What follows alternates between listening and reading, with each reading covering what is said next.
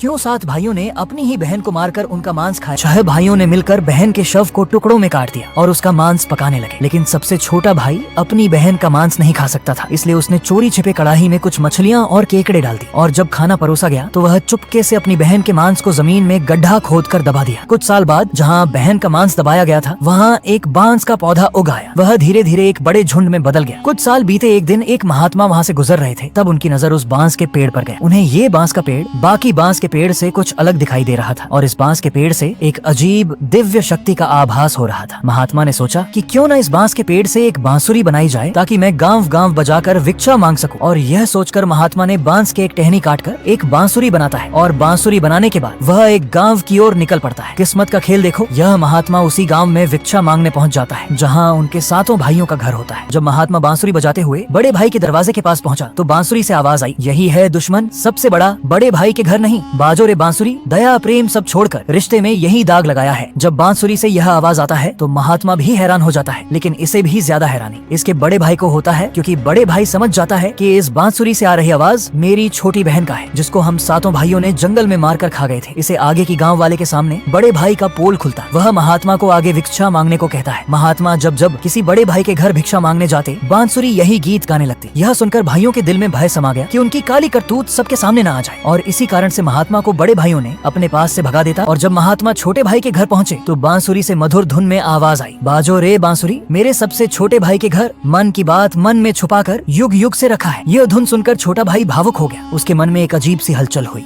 उसने महात्मा से विनती की, महात्मा जी कृपया यह बांसुरी मुझे दे दीजिए, मुझे लगता है कि इसमें मेरी कोई पुरानी यादें बसी हुई हैं। महात्मा उसकी भावना को समझ गए और बांसुरी उसे दे दी। छोटा भाई बांसुरी को अपने घर ले आया और एक साफ स्थान पर रखकर धूप दीप जलाया। वह बांसुरी को अत्यंत श्रद्धा से देखने लगा, मानो कोई अपने खोए हुए अतीत को तलाश रहा हो। कुछ दिनों बाद उसने महसूस किया कि जब वह घर पर नहीं होता तब कोई अदृश्य शक्ति घर की सफाई कर देती, वस्त्रों को तह लगाकर रख देती और दीपक भी प्रज्वलित रहता। यह देखकर वह चकित रह गया। एक दिन उसने सोचा कि आखिरकार ऐसा कौन सी शक्ति है जो मेरा घर को इतना ख्याल रखता है। एक दिन उसने छुप कर देखा कि बांसुरी से उसकी बहन की आत्मा बाहर आती और घर का काम करती थी, और यह देखकर छोटा भाई स्तब्ध रह गया। वह अपनी बड़ी भाभी के पास बैठकर बातचीत की और कहा कि भाभी, मैं जब बाहर जाता तो घर का सारा काम काज किया हुआ रहता, और यही देखने के लिए मैं एक कोने में छिपा रहा, और तब मैं देखता हूँ कि मेरा छोटी बहन की कहानी आपको अगले वीडियो में मिल जाएगा। तब तक आप हमारे चैनल को सब्सक्राइब कर रख लें।